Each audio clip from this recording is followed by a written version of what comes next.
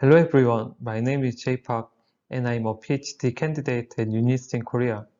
In this talk, I'll present HetPipe, enabling large DNN training on Whimpy heterogeneous GPU clusters through integration of pipeline model parallelism and data parallelism.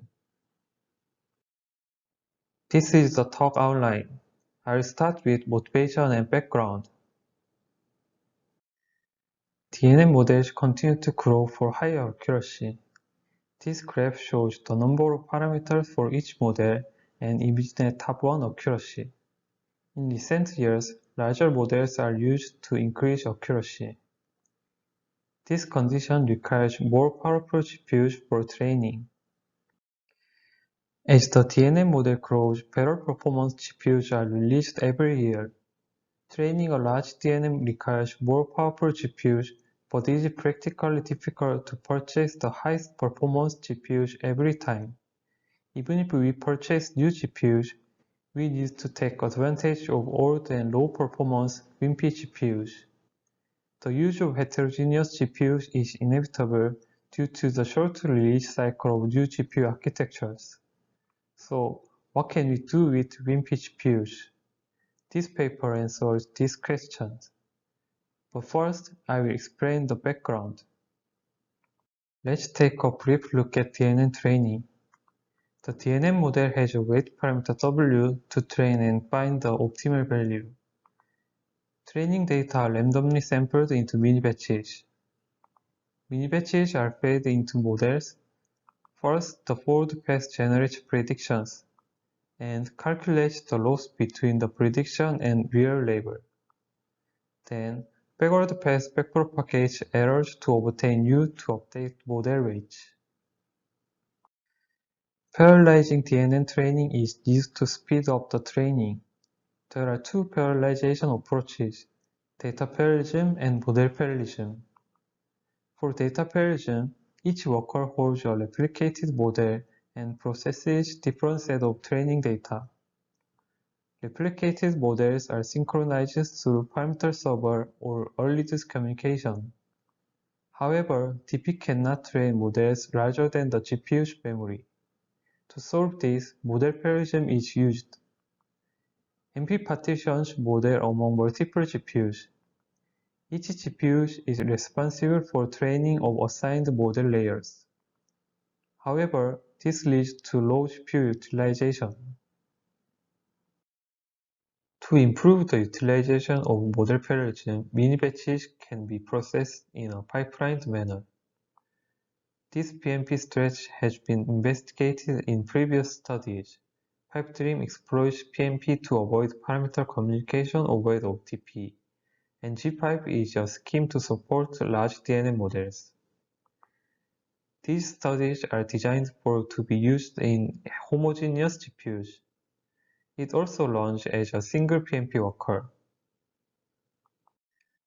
Then we propose HetPipe. This is HetPipe in a nutshell. First, we call this one PMP worker as a virtual worker. In HetPipe, we define a group of multiple GPUs as a virtual worker. Multiple virtual workers can be configured. Virtual workers' GPUs can be heterogeneous. As shown in the figure, virtual worker can have different performance. To synchronize each virtual worker's weights, data parallelism is performed with the parameter server. Here, we synchronize with our novel parameter synchronization model WSP, which stands for Wave Synchronous Parallel. Integrating PMP with DP may sound trivial, but in fact it is quite challenging. Also, considering the heterogeneous environment causes many problems. First, what weight version should be used by each virtual worker to synchronize with other virtual workers? Second, how do we reduce virtual worker stragglers when we consider DP? Many more challenges are in the paper. We solve some of the problems. Our contributions are as follows. HetPipe enables large DNN training on a heterogeneous GPU cluster environment. Through this, heterogeneous resource can be utilized well, and straggler problems can be solved to speed up the training. Integrate pipeline model parallelism and data parallelism. We propose a parameter synchronization model WSP. We proved that the DNN model converges with WSP. Now, let me explain how HetPipe works. This is HetPipe workflow. Resource allocator receives cluster configuration and decides which GPUs to use for each virtual worker. GPUs assigned to each virtual worker can be heterogeneous. Next, after receiving the DNN model and GPU configuration, the model partitioner partitions model into K. The model partition has different partition results considering the heterogeneous GPUs of each virtual worker. Partition models are assigned to each virtual worker's GPU. Now, each virtual worker performs PMP. Virtual workers run multiple minibatches concurrently, and each virtual worker can have a different speed. Here, the stateless problem is inevitable. Each virtual worker can have local stateless. HetPipe also has global stateless while synchronizing the weights of each virtual workers. I will describe both local stateless and global stateless in more detail later. First, I will explain the detail how WSP synchronizes each virtual worker. Let's start with the single virtual worker. This is the behavior within a single virtual worker. Virtual workers can run NN minibatches concurrently in a pipelined manner. For example, we will show NM as 4. Each number represents a sequence of minibatches in a different dataset. And each virtual worker has a consistent version of local weight. This local weight is used to manage the weight within the virtual worker. I will explain how to update weights. When the initial weight version is W0, the local weight and the weights of minibatches 1 to 4 are the same. When minibatch 1 is finished, the result of U1 is updated to the local weight. The local weight is updated with U1.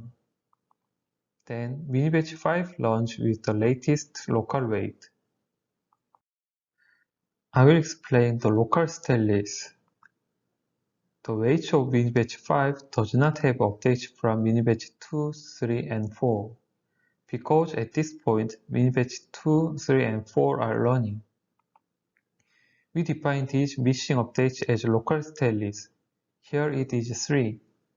Local stateless is necessary because multiple minibatches are running concurrently in a pipelined manner.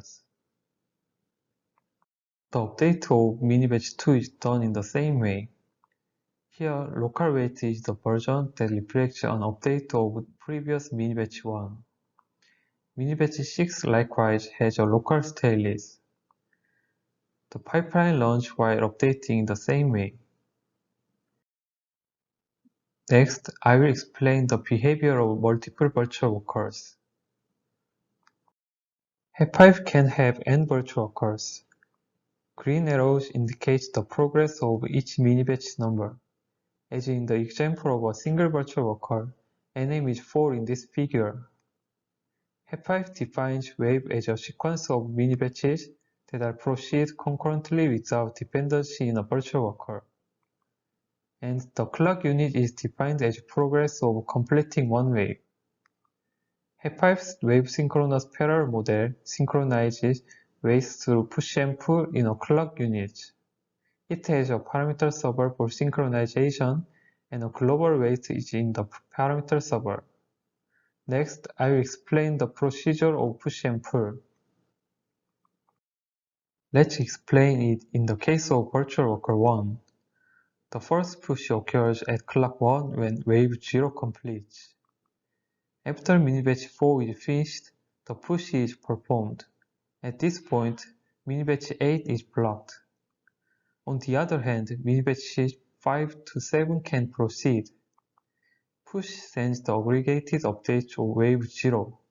This is the aggregated update of minibatch 1 to 4. Finally, the global weight of parameter server is updated with the aggregated U. Push operation occurs every clock. However, pull occurs intermittently. It is determined by the clock distance threshold D. If D value is 0, pull occurs every clock. For virtual worker 1 to pull, it has to wait until all other virtual workers finishing the push. Here, I will explain with the example of virtual worker 2, a relatively slower worker. Virtual worker 1's minibatches 5 to 7 can proceed. After wave 0 of virtual worker 2 is over, and virtual worker 2 pushes at clock 1. The push process of virtual worker 2 is the same as that of virtual worker 1. All virtual workers have finished pushing and then pull occurs. The pull operation brings the global weight to the local weight of each virtual worker. When done synchronizing, minibatch 8 is ready to proceed. The weight of minibatch 8 reflects updates of minibatch 1 to 4 of each virtual worker. Local state list and global state list will be explained together with examples. When the pipeline continues to run, I will explain the weight status of minibatch 11. The weight value of minibatch 11 is composed as follows. This started at the initial weight 0, and the updates of minibatch 1 to 4 of virtual workers 1 and 2 were reflected through the global weight. Next, updates to minibatches 5 to 7 of virtual worker 1 were reflected through local weight measurement. However, the updates from minibatch 8 to 10 were not reflected. These updates of minibatches were not completed when minibatches 11 started. We previously described this as local state list. And there are missing updates of minibatch 5 to 7 of virtual worker 2 that have not yet been reflected in global weights. These are global state lists. Minibatch 12 has to wait at the synchronization point clock 2. It can be run after the virtual worker's minibatch 8 is done and the synchronization process is completed. I will explain a simple example of clock distance threshold D. Recall that value of D affects the frequency of pull operation. If D is 1, this can have a 1 clock distance between the fastest and slowest virtual workers. So, the minibatch 8 can continue without a pull. Going on, virtual worker 1 has to wait to pull before minibatch 12 starts. Because D is 1, the clock distance does not exceed 1. The weights of minibatch 11 are as follows. As the pull has not been performed yet, only updates 1 to 7 of virtual worker 1 are reflected. As with D is 0, updates from 8 to 10 are local state lists. Global state list is missing updates of minibatches 8 to 10 of virtual worker 1 and updates of minibatches 1 to 7 of virtual worker 2. Now I will explain the evaluation. To evaluate HetPipe, we use a heterogeneous cluster with 4 types of GPUs. Each node is equipped with 4 homogeneous GPUs. InfiniBand connects 4 nodes. The 4 GPUs used in the evaluation have different computation power and memory size. We will show the result of the experiment using 2 DNN models. We used 32 minibatch size from the ImageNet dataset. The ResNet model has a relatively large activation output, and the VCG model has a large parameter size. I will explain 3 ways to configure a virtual worker. First, node partition assigns a node per virtual worker. Thus, each virtual worker is composed of homogeneous GPUs. MP results in minimum communication overhead within each virtual worker. On the other hand, as each virtual worker's performance differences, a straggler may degrade performance with DP. Second, equal distribution is evenly distributed GPUs from each node to every virtual worker. Every virtual worker has the same resources. Therefore, virtual workers have the same performance. This mitigates the straggler problem. However, ED results in high communication overhead within each virtual worker. Finally, this policy is a hybrid of MP and ED. A virtual worker consists of two different GPUs. Two GPUs used for each virtual worker are allocated to balance the computation power or memory size. With HD configuration, we can mitigate the straggler problem to some degree, while we can reduce communication overhead within each virtual worker by using a smaller number node per virtual worker. In our experiment, we can have two policies for parameter placement. First policy is round robin. I will explain the round robin policy by example of ED allocation. The model is partitioned as in this figure. Global parameters are corresponding the color of each layer. If parameters are placed in round robin on each node, it can be as in this figure. The second policy is local placement. Only ED allocation is applicable. We call this ED local. Let me explain about ED local. We place the layers of partition on the parameter server running on the same node. Let's compare it with ED. The red line indicates communication between the global parameter and virtual worker 1. Finally, the local placement policy can reduce considerable amount of communication overhead. Now compare two robots for each allocation policy. Robot is the state-of-the-art data parallelism that using earliest communication. This bar chart shows the performance. The x-axis represents the total number of GPUs, and the y-axis is throughput. For resonant model using 32 batch size, the whole model is too large to be loaded into a single G-type GPU. So robots use 12 GPUs. ED case reduces the straggler problem, and ED local case the communication overhead was reduced, and up to 1.4 and 1.8 times faster on each model. Next, we investigate how the throughput is improved when Whimpy GPUs are additionally used for training. There is a single vGPU, and 4 Whimpy GPUs are added in order of R, Q, and G from 4 vGPUs. Both robot and HetPipe tend to improve. HetPipe achieves up to 2.3 times speed up, and additional Whimpy GPUs allows for faster training. I will show you the result of convergence. The x-axis is time, and the y-axis is the top-on accuracy. For ResNet, 74% is target accuracy. HetPipe evaluated with 12 GPUs like robot, and 16 GPUs using all of the Whimpy GPUs. HetPipe solved the straggler problem in a heterogeneous environment and trained up to 39% faster using 16 GPUs. The use of the Whimpy GPUs resulted in a 7% performance increase. For VGG, we evaluate with robot and different D values. When D is 0, it is 29% faster than robot, and HetPipe trained up to 49% faster. Convergence results according to D values. When D becomes very large, such as 32, the convergence performance degrades by 4.7%. This is because higher global state list can degrade the convergence performance. Finally, these are the parts that were not present in this talk. We omitted some features, including proof of WSP. It is discussed in the paper. This is the conclusion.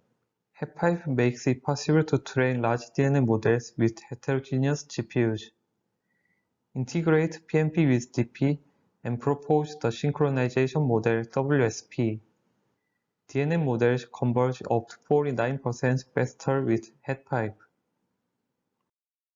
Thank you for your attention. I will now take questions if you have any.